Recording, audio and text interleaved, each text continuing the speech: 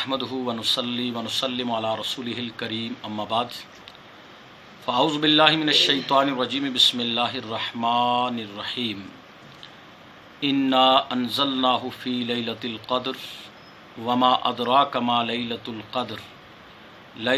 क़द्रि खैरुम मिन अल्फ़ि शहर सदक़ल्लाहु मौलानल अज़ीम व सदक़ रसूलुहुन नबियुल करीमुल अमीन व नहनु अला ज़ालिका लमिनश शाहिदीन व शाकिरीन व ज़ाकिरीन वल्हम्दुलिल्लाहि रब्बिल आलमीन।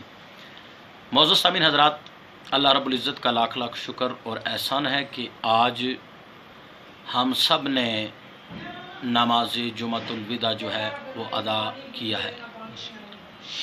मेरी तरफ से तमाम बिरादरान इस्लाम व ईमान हज़रात को दिल की अमीर गहराइयों से जुमअतुल विदा की मुबारक हो। साथ ही साथ मैं दुआ गो हूँ कि अल्लाह रब्बुल इज़्ज़त हमारे इस जुमअतुल विदा के मुक़द्दस प्रोग्राम को अपनी बारगाह में कबूल फरमाए और अल्लाह फिर ज़िंदगी में हमें बार बार रमज़ानुल मुबारक की बहारें और जुमअतुल विदा की मुकम्मल बरकतें नसीब फरमाए। साथ ही साथ मैं आप तमामी हज़रात से गुजारिश करूँगा कि अब ये जुमअतुल विदा तो हमसे गुज़र गया, जिसको हमने कह दिया अलवदाउ अलवदाउ या शहर रमज़ान, इसकी शक्ल में उदास करके हमको रमज़ान जा रहा है, लुटा के अपना फैज़ान रमज़ान जा रहा है। इसमें अभी हमारे लिए बड़ी रहमतें और बरकतें हैं और अभी हमारे चंद अयाम और बाकी हैं जिसमें हम अल्लाह रब्बुल इज़्ज़त की बारगाह में रोकर गिड़गिड़ा कर अपने गुनाहों की माफ़ी मांगें। और इसमें अल्हम्दुलिल्लाह अभी 27वीं शब, जिसको शब कद्र कहा जाता है, वो भी बाकी है और 29वीं शब भी शब कद्र की हैसियत रखती है। लिहाजा बारोज़ शनीचर यानी बार, यहाँ की ज़ुबान में जो लोग ज़्यादातर समझते हैं, उसकी बार दिन गुज़र करके शब जो आएगी, एतवार की शब कहलवाएगी, उस शब 27वीं शब होगी, वो सतीवीं जिसको यहाँ की ज़ुबान में लोग बोलते हैं। 27वीं शब शब कद्र है।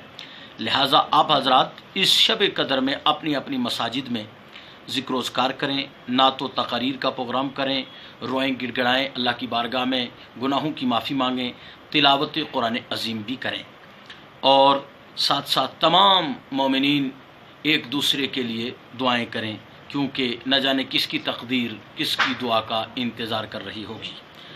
हमें इस्लाम ये दर्स देता है कि जो हम अपने मांगने से पहले पहले अपने दूसरे भाई के लिए मांगें। अल्लाह की रज़ा, अल्लाह की खुशनुदी, अल्लाह की रहमत, अल्लाह की बरकतें, अल्लाह की इनायतें, अल्लाह का फ़ज़ल। साथ साथ मैं गुजारिश करूँगा तमामी बिरादरान इस्लाम से कि इस शब के अंदर खूब शब बेदारी की जाए और कुरान की तिलावत की जाए, कसरत से इस्तिग़फ़ार कसरत से की जाए, आक़ाए करीम जनाब मोहम्मद रसूलुल्लाह सल्लल्लाहु ताला अलैहि वसल्लम पर कसरत से दुरूद पाक पढ़ा जाए, फिर हुजूर ही के वसीले से दुआ की जाए, तो इंशाअल्लाह अल्लाह अज़्ज़ व जल हमारी इस शब कद्र को अपनी बारगाह में कबूल फरमाएगा।